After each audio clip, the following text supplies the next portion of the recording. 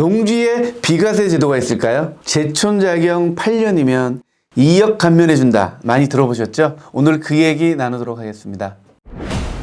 1년 안에 1억 감면, 5년 안에 2억 감면이란 어떤 얘기인지 한번 케이스를 보면서 말씀드리겠습니다. 첫 번째입니다. 1년 안에 다 팔 경우입니다. 사업용 토지로 가정하겠습니다. 2001년 12월 1일에 평당 10만원 1000평의 농지를 구입했습니다. 1억이죠. 자, 그러면 매도 시점은 2021년 12월 1일에 평당 100만원 1000평의 농지를 매도했죠. 10억이죠. 그러면 양도차가 9억인데요.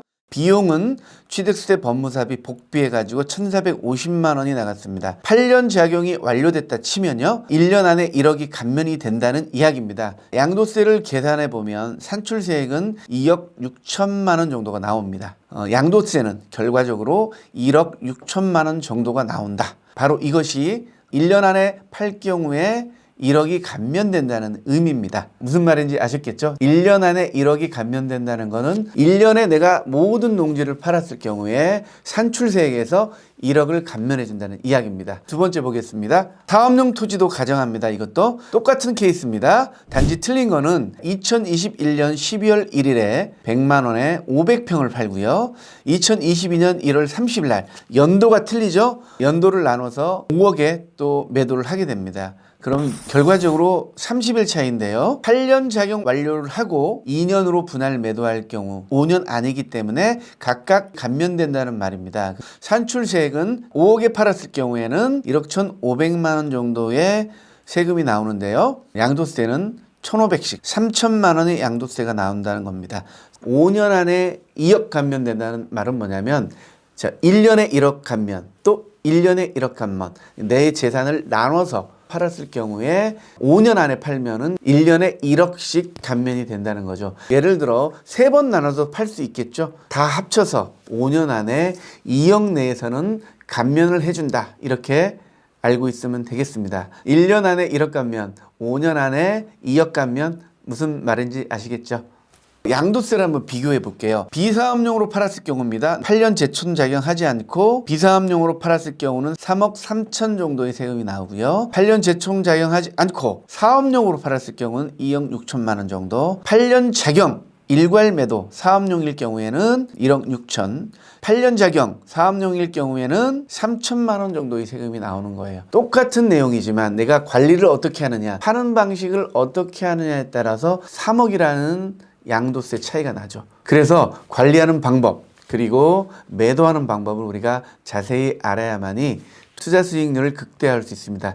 8년 제촌 자경을 만족시키는 것이 자세히 어떤 것인지 계속해서 말씀드리겠습니다. 제촌은 사실상 거주를 얘기합니다. 인근 주민이나 이장의 진도를 확보하고요. 농지 소재지, 주택이 주거가 가능한지 여부도 보고요. 생활비 등 지출장도 조사, 재산세 고지서 등 우편물 송달 장소, 수도 사용량, 전기 사용량, 교통 이용 현황, 병원 이용 내역 이런 거 다 본다 생각하셔야 됩니다. 실질적으로는 농지 소재지 연접 시군구나 농지 소재지 직선거리 30km 이내여야 됩니다. 자경 요건입니다. 농지 소유주의 상시 종사하는 것이 자경이죠. 농작업의 2분의 1 이상을 자기 노동력에 의해서 경작 또는 재배하는 것을 얘기하는데 2분의 1은 위탁 경영이 가능하다. 이렇게 하면 생각하면 되겠습니다. 가족, 이웃, 자경 아닙니다. 이걸 명심하시고요. 플렉서블하게 이 부분은 잘 활용하면 가족이나 이웃도 자경으로 활용할 수 있다. 이렇게 생각하면 되겠습니다. 입증서류입니다. 농지 소대지에 거주했다는 등록, 등본, 초본, 그리고 농지 원부, 농약이나 비료 구입 대금 영수증, 농기계 구입 대금 영수증, 조합원 증명서, 물품 판매 내역, 실제 경작을 했다는 사실을 증명할 수 있는 서류 이런 것이 다 필요합니다. 1억, 2억이 감면되기 때문에 국세청에서 깐깐하게 본다 이 말씀입니다. 그래서 실제로 농사를 하시는 분들은 별 문제가 없지만 투자성으로 들어오신 분들도 이런 서류가 꼭 필요하니까 챙기시길 바라겠습니다. 사업소득 조건 말씀드렸죠. 근로소득과 사업소득이 3,700만 원 이상인 경우는 절대 안 됩니다. 물론 농어촌 소득과 부동산 임대 소득은 용인이 됩니다. 사업소득은 무조건 만족시켜야 된다. 다음 지역 조건입니다.